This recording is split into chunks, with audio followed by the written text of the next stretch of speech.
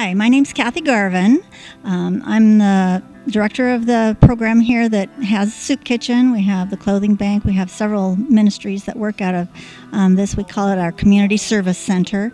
So we're here to serve the community. What we're talking about today is the Soup Kitchen, which has been here for about a year and a half. I started about a little over a year ago.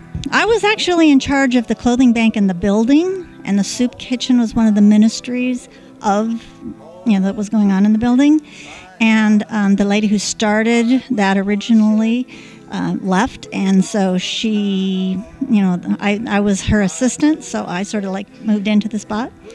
And it's been very rewarding. It wouldn't have been my pick to start with, but I really enjoy and appreciate the work that we're doing here and the people that I meet. I get to know them by name, and and many of the people who came here originally just to have a bowl of soup have been some of our volunteers and some of our most faithful helpers. A lady came in that I didn't recognize her by name, and so I sat down and started chatting with her and finding out about her life. And she was a local school bus driver and a single mom taking care of her mom and grandson while her kids were in with a baby who was born with some physical handicaps in Seattle. So she's got her plate really, really full.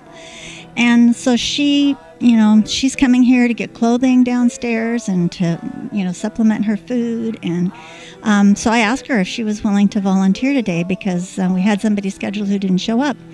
And so she went in and just washed a whole pile of dishes for us, and I really, really appreciated that.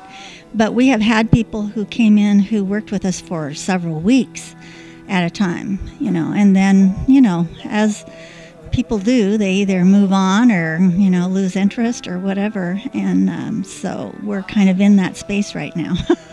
We're really in need of help. We could use some support from the community, and I know it's out there. I know there's people who have a passion for this kind of ministry, and the people that come here really appreciate what we're doing. Actually, throughout the winter, we had it on Thursdays as well. It sort of popped into my head that we usually had leftover soup. And so all we'd have to do on Thursdays is stick baked potatoes in the oven, and we could have the soup kind of over the baked potatoes and have a kind of a baked potato bar. It wasn't expensive. I could buy, a 100-pound sack of potatoes for, $12 over at Sunny Farms. And so that started the Thursday Soup Kitchen, and then my husband and I probably more than him, do a lot of medical mission work. And I was gone for about 4 weeks over to some of the Pacific Islands, Majuro and Yap over in Micronesia, and Thursday fell apart while I was gone, and so we haven't started it back up. This building is basically funded through the clothing bank downstairs, and so this ministry here actually comes from some of the money that comes into the clothing bank. And our church just goes ahead and I submit the bills. They've never given me a budget. We try to be real economical in where we buy things, and some of the ideas that we're doing now, like real bowls and real spoons and silverware and things like that, and real cups, came from the people who eat here, who said, we'd like you to go green, And I said, okay, if you guys will help us wash the dishes, we'll get rid of plastic and paper and that kind of thing. And so that's what we do. If we're really shorthanded and we don't have anybody to help out, we pull out the paper plates, but we try to be as sensitive to what the people are asking for as far as food.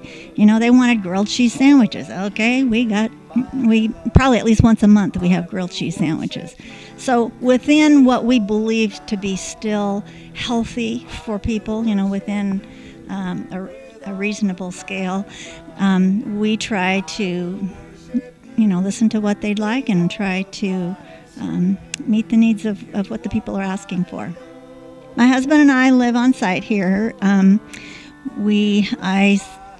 empty the drop box downstairs on the days when they aren't open, and in the hours when they're not open, I empty it continuously, probably at least once every hour, which can take anywhere from 5 minutes to 15 minutes, depending on what a mess it is.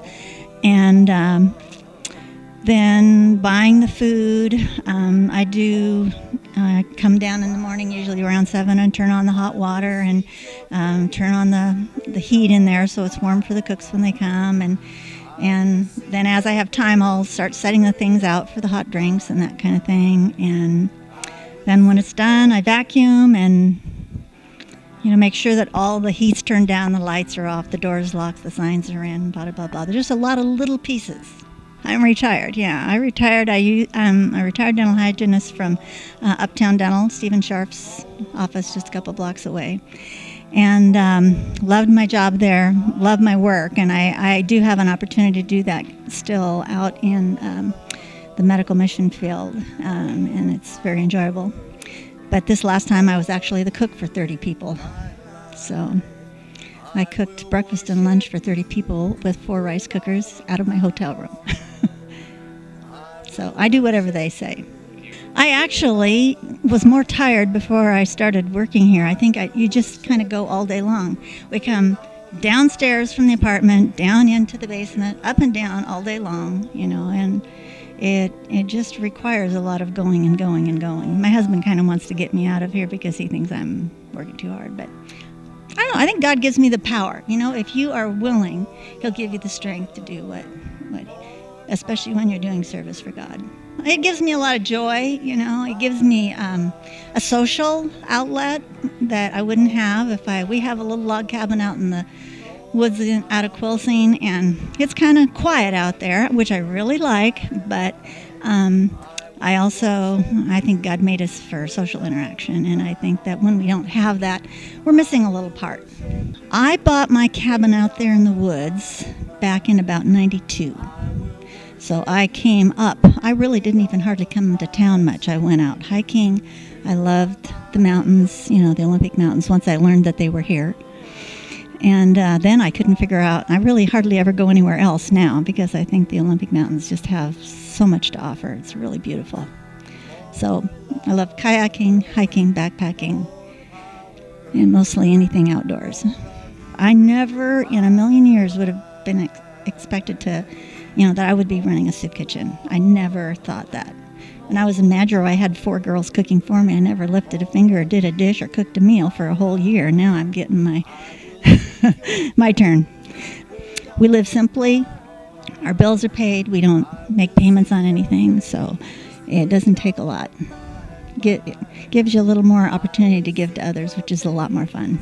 With all of your strength, you are my Lord.